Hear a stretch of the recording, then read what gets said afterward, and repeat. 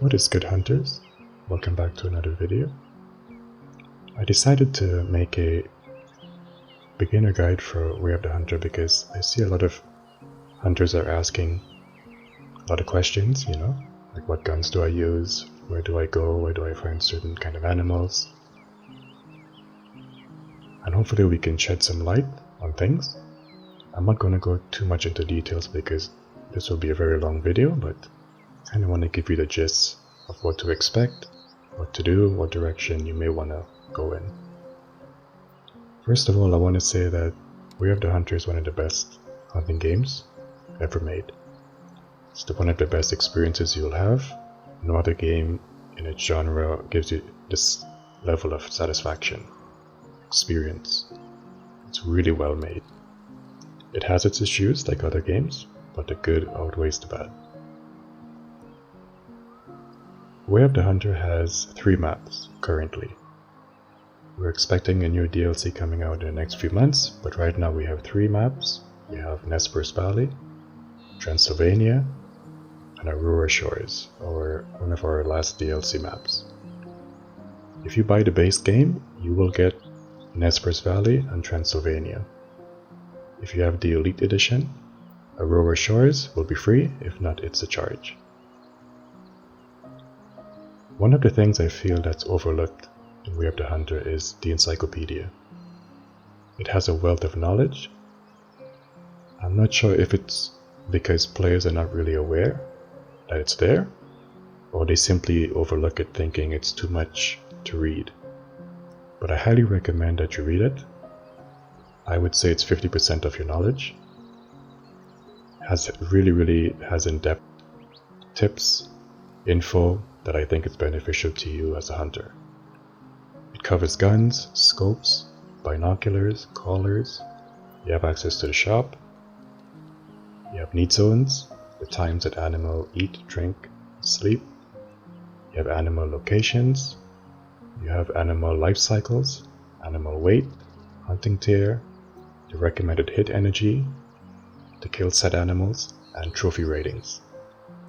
These are all vital information. Take some time and kind of go through it, and I guarantee you're going to find very, very vital information here. It has really helped me in my hunts because it was something that I ignored, and when I had questions, this is where I went and I find all the answers were there.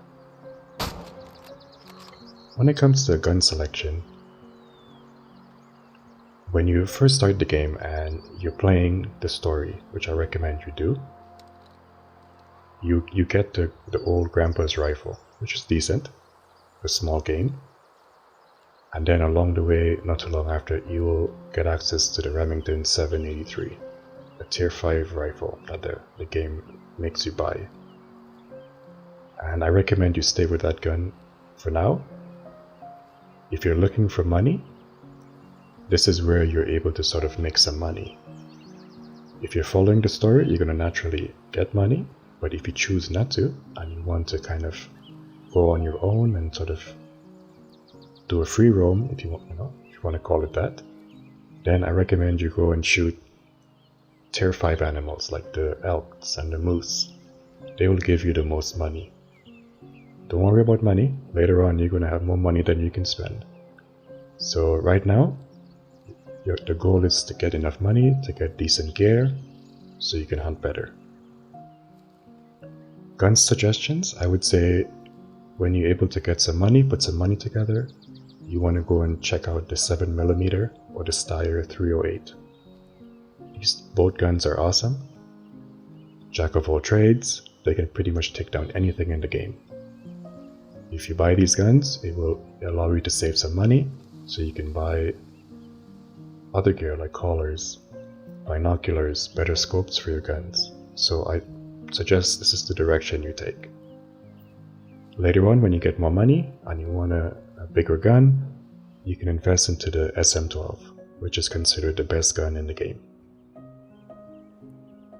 When it comes to collars, I think a lot of players don't really know that some collars are very universal.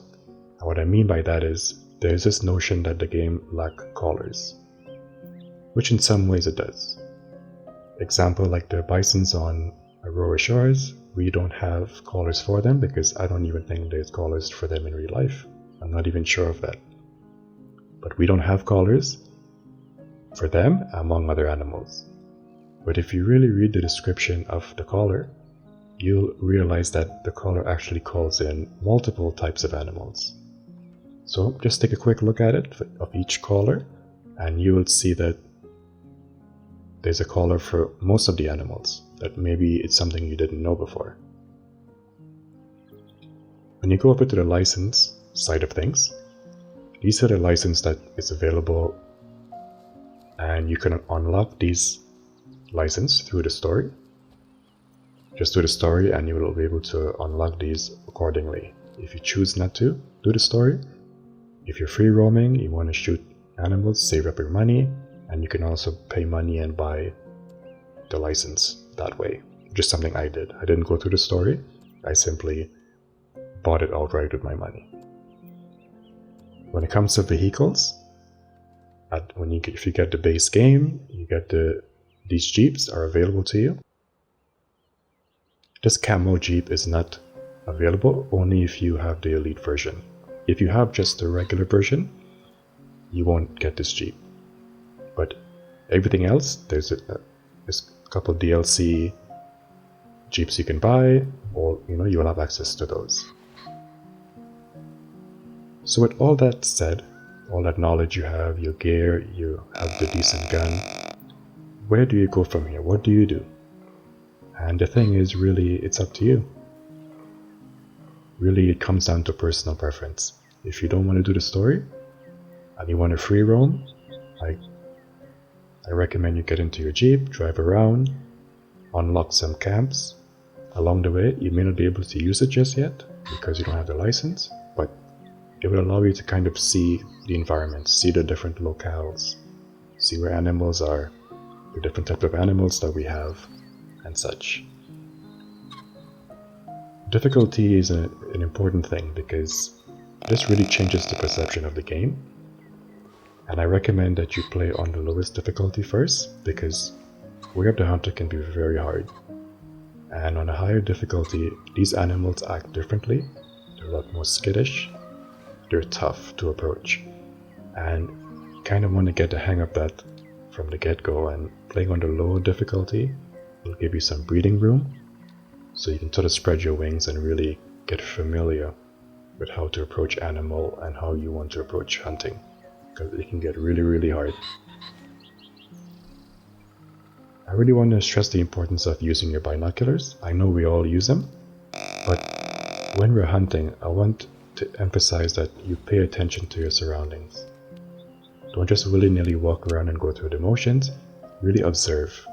Look into the distance as you approach, especially if you're in wooded areas.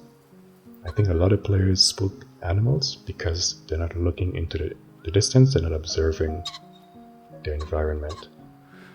I cannot tell you how much or how many times I have spooked animals because I'm not paying attention. So as you're approaching or as you're walking around, take out your binoculars, look into the distance, and observe. There's animals everywhere. They're behind bushes, they're in creeks, and you won't see them if you don't use your binoculars. Take the time to scan around and take a look. You'll be surprised of what you see. We have a feature called Hunter Sense, and I'm using the Xbox controller, and for my controller it's Y. When you press that button, the screen sort of kind of gets darker, gets a bit blurry, which lets you know that Hunter Sense is activated.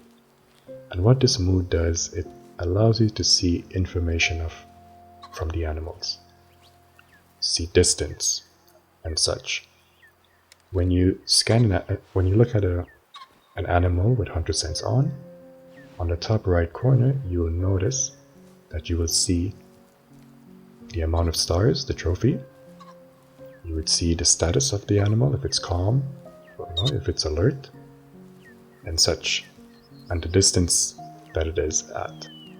And these are all vital information when it comes to herd management, which I won't get into too deep because that's a whole nother video of its own. Basically what it is, which the story teaches you a little bit, is that you want to manage the genetics in your herds. 1-star animals and 2-star animals, you want to take them away from the herd, kill them, shoot them, and basically this will improve the genetic pool of your herds. And this is how herd management is basically, from the basics, how it progresses. Again, it's not something I'm going to get into. There's videos on it. If you want to know about it, you don't have to partake in it if you choose to. There's videos on it that covers in depth how it works. We have a shooting range which you can go to and test out your different weapons, which I recommend you do. Get a feel for the weapons, how they shoot, and pick something that suits you, that you like.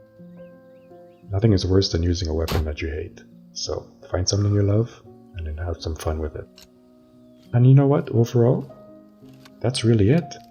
The rest here is just experience, and just do what you want. There's no wrong or right. What I do want to say is that this is not a game that you want to rush. Don't rush things. Take your time. This is not a shooting gallery. If that's what you're looking for, this is not it. It takes time. It takes a thoughtful approach to hunting. You really got to invest your time, your energy, and really observe your surroundings, observe the animals, study the game, and you will have success. If you try to rush things, you're just going to frustrate yourself and you won't like it.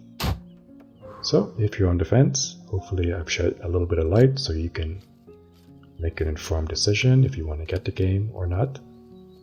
I didn't want to cover too much because I still want for players to sort of discover things on their own.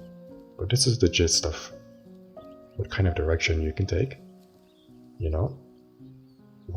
the beginnings of the game. Because we all hunt differently, we all have different tastes. Some of us care about missions, some of us don't. So I think Way of the Hunter offers a very wide range of ways you can approach the game. So let me know what you're thinking, how you're finding the game, if you're new to it. Was it hard to get into? Are you better off now? Are you getting knowledge? Are you learning? Thank you for watching. Thank you for listening.